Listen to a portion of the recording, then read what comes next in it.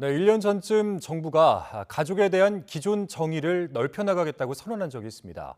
시민들의 의식은 시간이 지날수록 개방적으로 변하는데 이 정부가 약속했던 제도적 변화는 더디기만 한 상황입니다. 김철희 기자가 보도합니다. 1인 또는 비혼 가족이 늘고 있지만 가족으로 인정받지 못해 법적, 제도적 혜택을 받지 못하고 있습니다.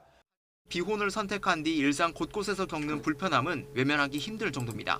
부부로 신고되지 않은 사람들은 그런 할인 조건이 전혀 없고 가족이 아닌 다른 사람을 하게 되면 엄청 비싸져서 지난해 초 비혼 가구의 어려움을 털어놨던 문미정 씨. 한 해가 지났지만 문 씨의 삶은 크게 변하지 않았습니다. 저의 아주 개인적인 그런 변화를 제외하고는 사실 뭐 사회적으로 변한 게 거의 없다고 말해도 뭐 이렇게 다름없는 것 같아요. 좀 보는 눈이 예전처럼 아주 날카롭진 않다 정도가 많이 바뀌기도 하고.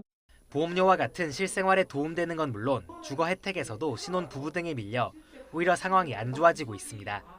실제 그 조건들이 뭐 이렇게 부부이거나 뭐 가족이 몇 명 이상이거나 의 가산점들이 훨씬 더 높기 때문에 노인이 되지 않는 이상은 청약은 거의 이제 꿈도 꿀 수 없는 정도이더라고요. 네.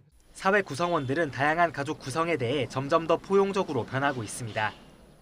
정부 조사에서 응답자의 62.4%가 기존 가족 범위를 사실혼과 비혼 동거까지 넓히는 데 찬성하기도 했습니다. 특히 매우 찬성이라고 응답한 비율도 3년 연속 증가했습니다.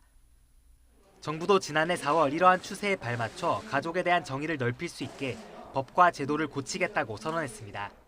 제4차 기본계획의 추진 방향은 모든 가족이 차별 없이 존중받으며 정책에서 배제되지 않는 여건 조성에 초점을 두었고, 하지만 약속과 달리 여전히 법과 제도는 인식 변화를 따라오지 못하고 있습니다.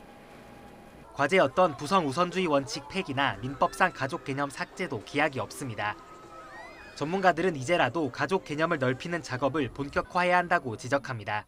가족의 어떤 대상을 규정하는 조항은 제가 봤을 때 반드시 삭제를 하고 각각 이제 사회권의 영역으로 가족의 정의를 뭐 대리인이라든지 이런 걸로 좀 확대하는 것들이 너무나 필요하다고 생각을 하고, 여기에 더해 생활동반자법 제정 등 입법 차원의 뒷받침이 필요하다는 주장도 계속해서 제기되고 있습니다. YTN 김철입니다.